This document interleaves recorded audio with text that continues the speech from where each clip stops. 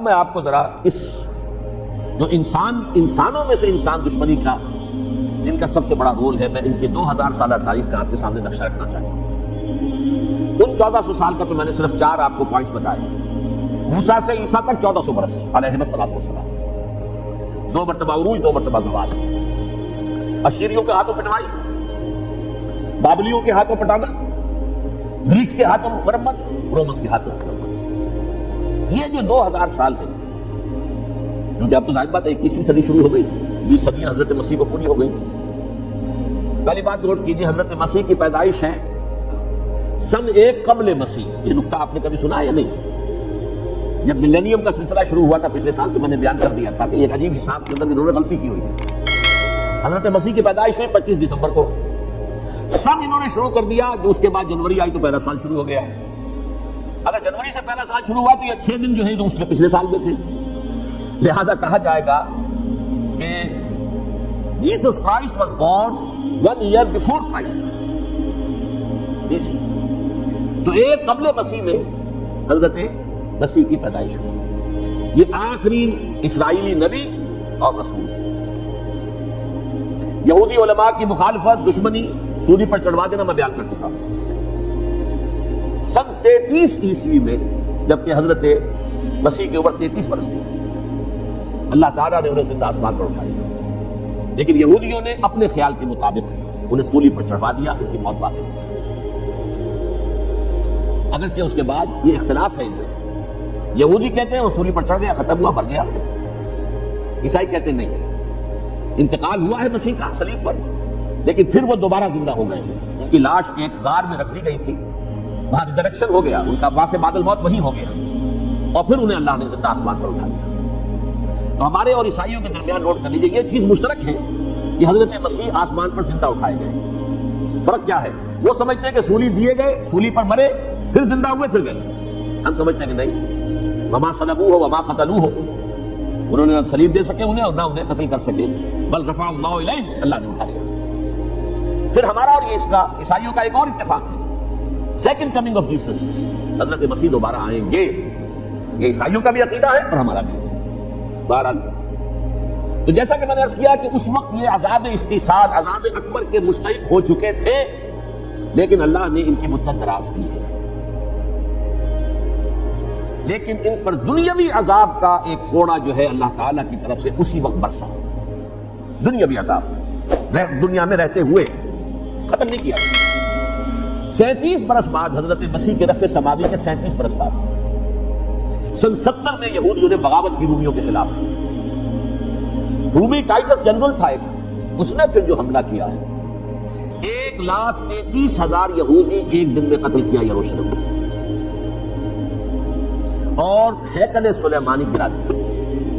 وہ ہیکل پہلے بھی گرا تھا، پہلے 1400 سال کے دوران میں بھی نبوکدنضر نے گرایا تھا، لیکن پھر اس کے 150 سال بعد انہوں نے دوبارہ بنا لیا تھا، اس لیے وہ اسے سیکنڈ ٹیمپل کہتے ہیں۔ پہلا ٹیمپل جو حضرت سلیمان نے بنایا تھا، نبوکدنضر نے گرا دیا 587 قبل مسیح میں، پھر دوبارہ انہوں نے 150 سال کے بعد بنا لیا۔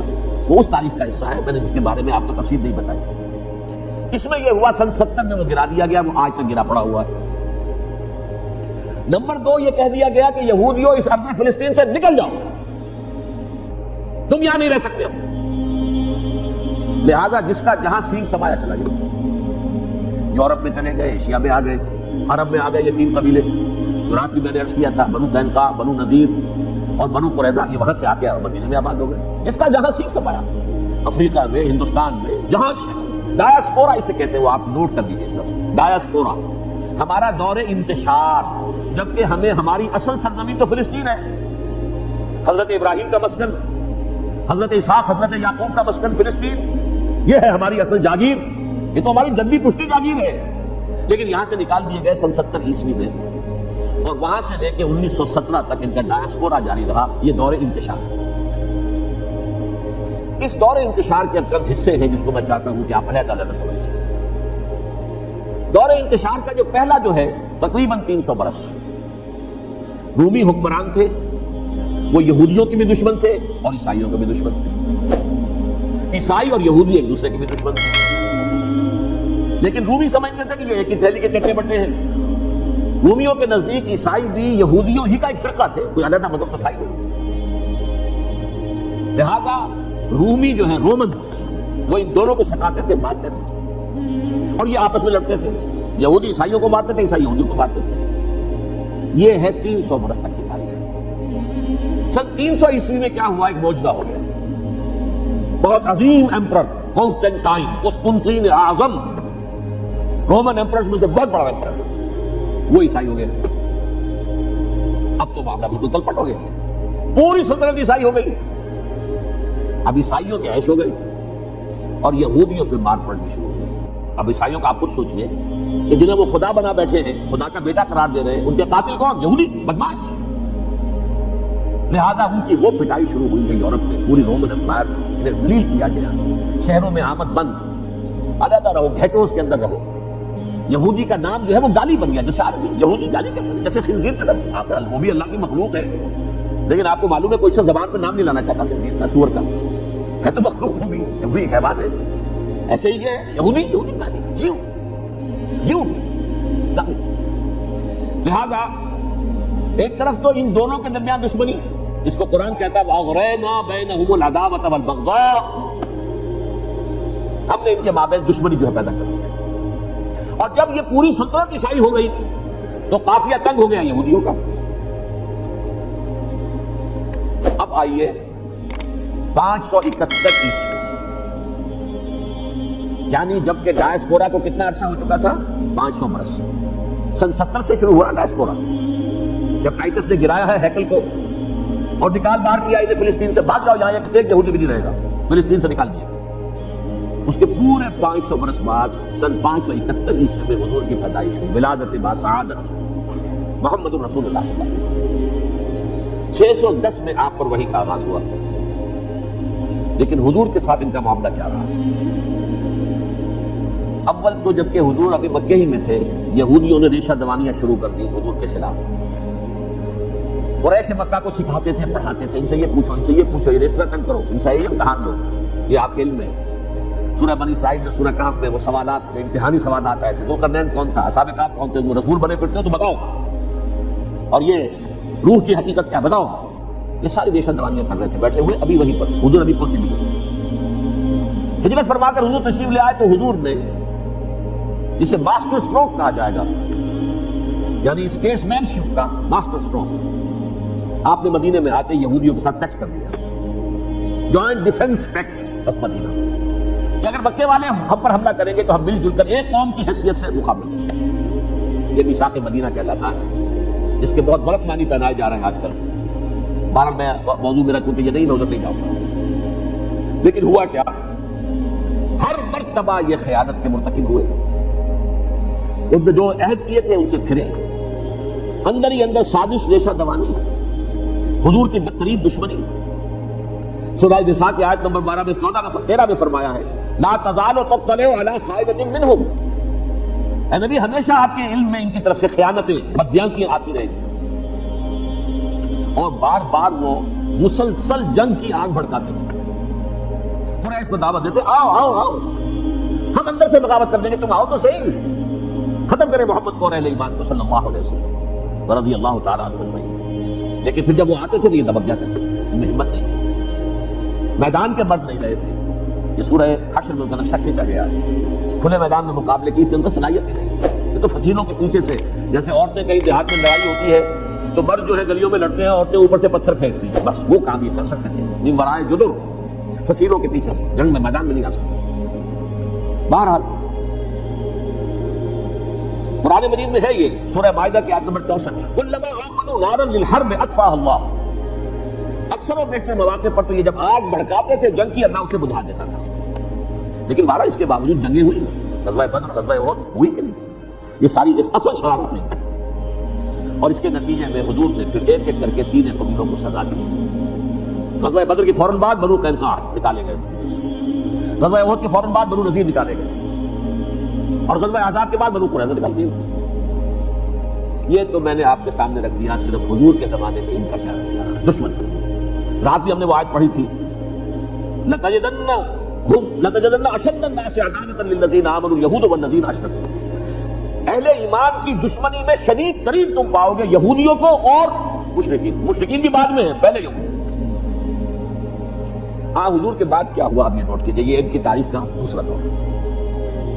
حضرت عمر رضی اللہ تعالیٰ عنہ قائد خلافت ہے، بیت المقدس کا محاصرہ کیا گیا، فصیل بڑی اونچی، شہر اندر سے سیلف سفیشنٹ، حملے کا راستہ کوئی نہیں، محاصرہ طول کھینچ رہا ہے لیکن ان کے پاس رسد بھی موجود ہے، پانی بھی موجود ہے، وہ دروازے بند کر کے بیٹھے ہوئے۔ بالآخر اللہ تعالیٰ کی مشیت کا ظہور کیسے ہوا؟ ان کے کچھ علماء آئے فصیل پر، کہا دیکھو مسلمانوں، تم قیامت تک بھی یہاں پڑے رہو گے محاصرہ کر کے، ہمارا یہ شہر فتح نہیں ہوگا۔ ہاں ایک درویش بادشاہ کے ہاتھوں یہ شہر فتح ہونا ہے، لیکن تمہارے اندر ہمیں وہ نظر نہیں ہو رہا۔ ابو عبیدہ بن الجراح رضی اللہ تعالی عنہ امین هذه الامہ، ان کا فوراً ذہن گیا وہ درویش بادشاہ مدینے میں بیٹھا ہوا ہے، عمر رضی اللہ تعالی عنہ، ایک اور عمر بھی ہے جو قندار میں بیٹھا ہے، نقشہ وہی ہے، سادگی کی حد تک نقشہ وہی ہے، بالکل وہی، اپنی آنکھوں سے دیکھا وہی اس کا۔ عمر اول عمر ثانی تھے عمر بن عبد العزیز۔ اب ایک اللہ کے فضل سے اللہ تعالیٰ ایدہ اللہ بنصرتہ، اللہ تعالیٰ ان کی نصرت فرمائے، دشمنوں کو ان کے مقابلے میں نیست و نابود کرے۔ انہوں نے ریکویسٹ بھیج دی کہ حضور تشریف لائیے، یہ شہر فتح ہو جائے۔ وہ ہے سفر تاریخی، اتنا طویل سفر، تقریباً 700 میل، ایک اونٹ، ایک خادم، ایک منزل پہ امیر المومنین اوپر بیٹھے، خادم آگے چل رہا ہے، اگلی منزل پہ خادم اوپر بیٹھا ہے، امیر المومنین آگے جا رہا ہے۔ اور جب پہنچے ہیں تو وہ باری تھی خادم کی، انہیں ہاتھ جوڑ دیا، حضور خدا کے لیے تم کیا کہیں گے لوگ، وہ میرا برا حال کر دیں گے، تمہیں شرم نہیں آیا؟ امیر المومنین پیدل آگے چل گئے، نکیل پکڑ کر تم بیٹھے اوپر براجمان ہو۔ حضرت عمر فرمایا دورو دورو، نہیں باری تمہاری، بیٹھ۔ اس حال میں پہنچے، اور پھر یہ کہ ابو عبیدہ بن الجراح آئے ہیں، استقبال کیا ہے تو دیکھا ہے اس حال میں چلے آ رہے ہیں، عمر نکیل پکڑے ہوئے چلے آ رہے ہیں، اور کہتے ہیں کہ کہیں کیچڑ ویچڑ تھا، جوتے خراب ہو گئے تو وہ بھی اتار کے ہاتھ میں پکڑے ہوئے، کپڑے تو تھے ہی پھٹے ہوئے۔ انہوں نے کہا کہ حضرت ابو عبیدہ نے، دیکھیں یہ بڑا متمدن ملک ہے، بڑا مہذب علاقہ ہے یہ، آپ ذرا خلیہ اپنا دوست فرما لیں تب جا کے پیش کروں، ہم آپ کو کریں گے۔ آپ نے فرمایا نحن قوم اعزنا اللہ بالاسلام، اب وہ قوم ہے جنہیں اللہ نے عزت دی ہے اسلام کے ذریعے سے، کپڑوں کے ذریعے سے نہیں، دولت کے ذریعے سے نہیں۔ اسی حال میں گئے ہیں، اوپر سے انہوں نے کھڑے ہو کر نشانیاں دیکھی، اپنی کتابیں کھولی، ہاں یہ وہی ہے، اچھا وہ جی سرنڈر، شہر تمہارے ہاتھ میں، خون کا ایک قطرہ نہیں بہا اور بیت المقدس فتح ہوا۔ لیکن اس وقت حضرت عمر نے ایک نرمی یہ کی کہ یہودیوں کے لیے بھی اسے اوپن سٹی قرار دے دیا۔ یہ احسان عظیم حضرت عمر کا، اس سے پہلے یہودی آ ہی نہیں سکتا تھا، داخل نہیں ہو سکتا تھا، جہاں وہ آ کر وزٹ نہیں کر سکتا تھا، زیارت نہیں کر سکتا تھا اپنے مقدس مقامات کی۔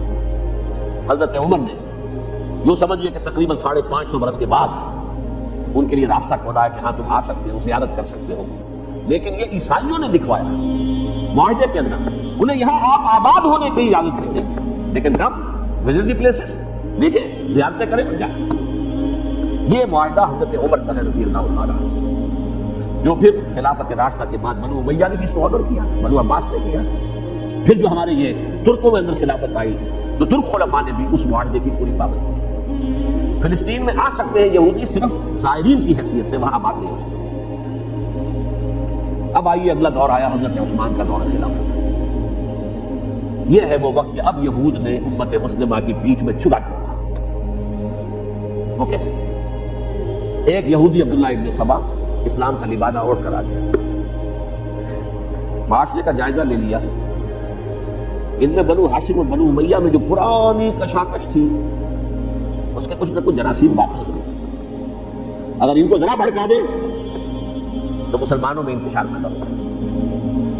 کہا یہ عثمان کون ہے؟ یہ تو بنو امیہ میں سے ہے، یہ حق تو بنو ہاشم کا ہے، خلافت ان کے پاس ہونی چاہیے، محمد کے تو رشتہ دار وہ ہے صلی اللہ علیہ وسلم۔ عوام الناس کے اندر بات پھیلنی شروع ہوئی، پھر ایک بڑی سازش کے انداز میں حضرت عثمان کے خلاف پروپیگنڈا، حضرت عثمان کے جو عاملین تھے، گورنر تھے، ان کے خلاف پروپیگنڈا، اور ایسی ہوشیاری کرتے تھے کہ کوفے میں کوفے کے حاکم کے خلاف کچھ نہیں کہنا، اجی مصر میں یہ ہو رہا ہے، اجی شام میں یہ ہو رہا ہے، اجی یہ جو عثمان ہے مجھے پتا ہے، یہ ظلم ہو رہا ہے، یہ لوٹ مار ہو رہی ہے، یہ خیانتیں ہو رہی ہیں۔ اب نہ تو اس زمانے میں مینز آف کمیونیکیشن، کیسے تصدیق کریں؟ افواہیں تو آپ آج کراچی کے اندر شروع ہو جائے تو پتہ نہیں چل سکتا کسی کو کہ کیا اس میں صداقت ہے کیا جھوٹ ہے۔ اور بری بات جو ہے فطرت انسانی کی کمزوری ہے وہ فوراً قبول کرتا ہے. کسی کے بارے میں اچھی بات ماننے کو تیار نہیں ہوتا لیکن بری بات تو فوراً تیار ہے. بہرحال یہ فتنہ انہوں نے اٹھایا, حضرت علی کی الوہیت کا فتنہ اٹھایا, حضرت عثمان کے خلاف الفتنۃ الکبریٰ برپا کیا, حضرت عثمان شہید ہوئے. اس کے بعد 5 برس تک مسلمان ایک دوسرے کی گردنیں کاٹتے رہے, باغی خانہ جنگی ہوئی. امت کو وہ زخم لگایا ہے جو آج تک جس سے خون رس رہا ہے. یہ شیعان عثمان اور شیعان علی تھے جو بعد میں پھر سنی اور شیعہ ہو, اور آج تک فتنہ کس نے جگایا؟ ایک عبداللہ ابن سبا یہودی اور اس کے قاریب, شیطان کا ایجنٹ, اور انسانوں میں سے بھی اس کے جو بھی حواریین تھے اور شیطانوں کے اندر سے بھی تھے, انہوں نے جو آگ کو بڑھتا. یہ آپ سوچ لیجئے کہ یہ کس نے وہ زخم لگایا؟ یہودی. اگلا دور آیا, خلافت راشدہ ختم ہوئی, بنو امیہ کا بھی دور کافی گزر گیا. طارق ابن زیاد 712 عیسوی میں حملہ کرتے ہیں اسپین پر. اسپین اس وقت عیسائیت کا بہت بڑا گڑھ, بڑے کٹر ترین عیسائی جو ہے وہ اسپین میں تھے. لہذا یہودیوں کی وہاں بہت پٹائی ہوتی تھی, بہت پٹائی ہوئی, میں بتا چکا, دشمنی تھی, چلی آ رہی تھی.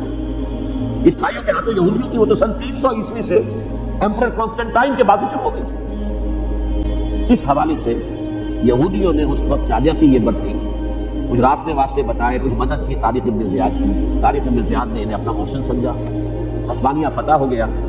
تو یہودی چونکہ محسنین کی فہرست میں آ چکے تھے, انہیں بہت اقتدار نصیب,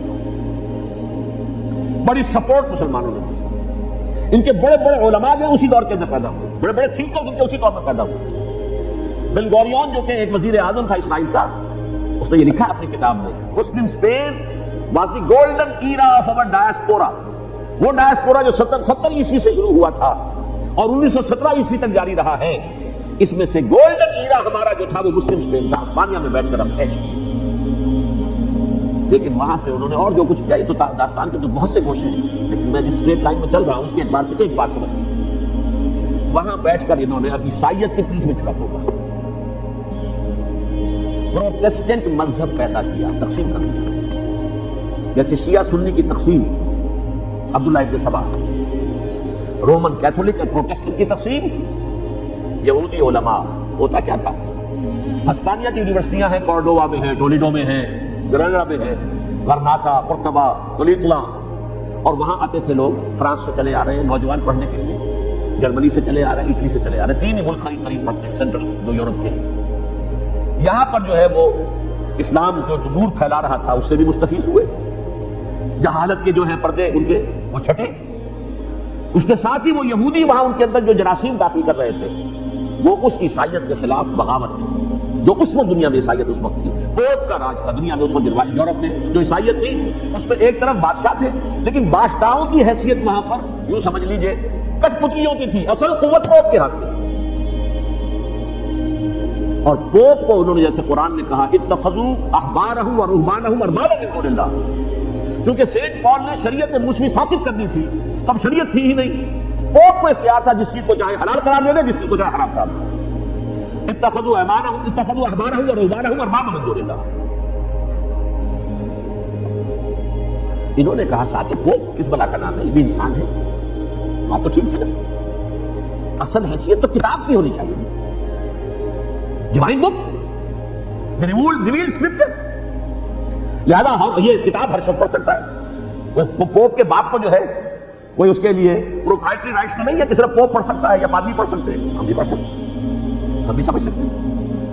یہ باتیں تھی کہ جن کو بڑھا چڑھا کر بیان کر کے اور پوپ کا اقتدار ختم کرا دیا اور توجہ مرکوز کر دی بائبل کی طرف. اب بائبل میں بڑا حصہ تو اولڈ ٹیسٹامنٹ کا ہے. نتیجہ کیا ہوا, یہود کی عظمت پروٹیسٹنٹس کے نزدیک مسلم ہو گئی. اصل قوم تو یہ ہے, وہ دشمنی بدلی کہ نہیں بدلی. موسیٰ کے امتی یہ ہے, برات موسیٰ کو دی گئی, ابراہیم کی نسل یہ ہے. لہذا وہ جو دشمنی تھی, جو عداوت تھی کہ ہمارے خدا کو سوری چڑھانے والے ہیں یہ بدماش, اس کا ازالہ ہوا اس پروٹیسٹنٹ مذہب کے نتیجے میں. یہ میں اب آپ کو بتاتا ہوں کہ ایک نتیجہ وہ نکلا ہے جسے برٹرنڈ رسل نے بیان کیا, جس کی کتاب ہے ان پریز آف آئیڈلنس, صفحہ 108. وہ لکھتا ہے کہ Christians retaining the Judaic belief in a special revelation Added to it the Roman desire for worldwide domination and the Greek taste for metaphysical subtleties. The combination produced the most fiercely persecuting religion that the world has yet known. یہ تین چیزیں آ کر عیسائیت میں مل گئی. ایک تو جب اولڈ ٹیسٹمنٹ جو ہے وہ ان کے ہاتھ میں آ گئی, اور اس کا میں کچھ آپ کو بتا دیتا ہوں کہ اولڈ ٹیسٹمنٹ کی تعلیمات, کیونکہ یہ اولڈ ٹیسٹمنٹ جو ہے یہ محرف تھی.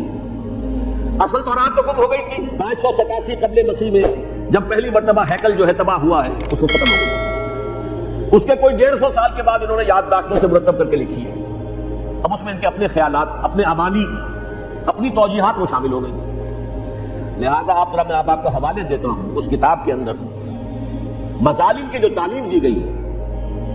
اہل کتاب نے اپنے مظالم قتل عام کے جواز کے لیے تورات میں تبدیلیاں کی اور پیغمبروں پر دہشت ناکی اور بدترین حرام کاری کے الزامات لگائے. سنیے, پہلا حوالہ ہے یہ گنتی باب 31 آیات 17-18.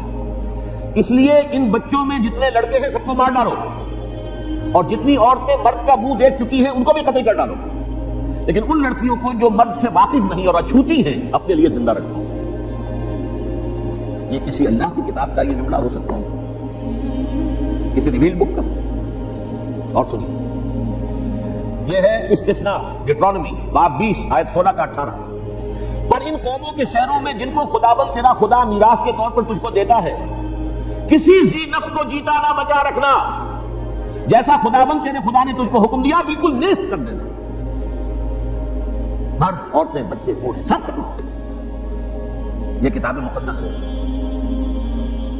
اور سنیے, سیموئیل باب 27 آیت نمبر 9. اور داؤد نے اس سرزمین کو تباہ کر ڈالا اور عورت مرد کسی کو جیتا نہ چھوڑا. نمبر 4, ان سب آباد شہروں کو ماں, عورتوں اور بچوں کے بالکل نابود کر ڈالا. کتاب استثناء باب 3 آیت 6. یہ ہے جو کہہ رہا ہے برٹرینڈ رسل, کرسچینٹی میں آ کر بھی تین چیزیں شامل ہو گئی. ایک تو یہ باربیرین, یہ تعلیم جو ہے, اور یہ مذہب کے نام کی تعلیم, یہ کتاب مقدس کی تعلیم. نمبر 2, رومنز کے اندر جو ایک تمنا تھی ورلڈ ڈومینیشن کی, وہ عیسائیت کے اندر آ گئی. جیسے کہ پوری رومن امپائر جو ہے عیسائی ہو گئی, اسے وراثت کے اندر ورلڈ ڈومینیشن کی جو ایک تمنا تھی وہ بھی گئی. اور پھر یہ کہ انہوں نے جو توہمات تھے یونانیوں کے, ان کو بھی اپنے مختلف شکلوں کے اندر جمع کر لیا. ان تین چیزوں کا the combination produced the most fiercely persecuting religion that the world has yet known. اس کے نتیجے میں دنیا میں تاریخ انسانیت کے اندر جو بدترین خوخار ترین مذہب ہو سکتا ہے وہ شکل عیسائیت نے اختیار کی. اور اس کا مظہر عتم کیا تھا, نوٹ کیجیے, صلیبی جنگیں. ایک بات ٹائم ٹیبل کے اعتبار سے نوٹ کر لیجیے گا. فرسٹ ملینیم ختم ہوا, سیکنڈ شروع ہوا. ان کے 1000 سال ختم ہوئے تو 11ویں صدی میں سیکنڈ ملینیم شروع ہوا, تو پہلی صلیبی جنگیں ہوئی. لاکھوں مسلمان قتل ہوئے. صرف یروشلم کے اندر اتنا خون بہایا کہ خود ان کے ہسٹورینز لکھتے ہیں کہ جب ان صلیبیوں نے, جب گھوڑوں کے ساتھ وہ چل رہے تھے گلیوں میں, تو ان کے گھوڑوں کے گھٹنوں تک خون کی ندی بہ رہی تھی. جہاں سے گزرے ختم کرتے چلے گئے, آبادیاں کی آبادیاں ختم ہوئی. اگرچہ اس کروسیڈ میں گیہوں کے ساتھ گھن بھی پیسا, یہودی بھی بہت مارے گئے. فرانس سے, جرمنی سے جب یہ کروسیڈرز آ رہے تھے, 3000 میل کا سفر طے کر کے آئے تھے. سوچئے تو صحیح, اربن ثانی پوپ جو تھا, آئین لگا دی تھی اس نے پورے یورپ کے اندر, شرم سے ڈوب مرو, تمہارے مقدس علاقے مسلمانوں کے ہاتھ میں. انفیڈلز, یہ کافر, یہ مرتد, یہ ملحد. مسیح جہاں پیدا ہوا, مسیح کو جہاں سولی دی گئی, وہ کہاں ہے؟ ان کے ہاتھ میں. وہ آگ لگائی ہے, 3000 میل کا فاصلہ طے کر کے یہ لوگ ہو پائیں گے, اور جو تباہی مچائی ہے. تاریخ انسانی میں ایسی بربریت کی کوئی مثال. اور یہ ان کے اپنے اسٹوڈنٹس کے شرم کے بارے میں ایسے محسوس ہوتا ہے جیسے ان کی گردنیں جھکی جا رہی ہیں. اگر آپ کو ویڈیو اچھی لگی تو چینل کو سبسکرائب کریں. ڈاکٹر اسرار احمد رحمت اللہ کے لیے سورہ فاتحہ اور کامنٹ میں آمین لکھیں.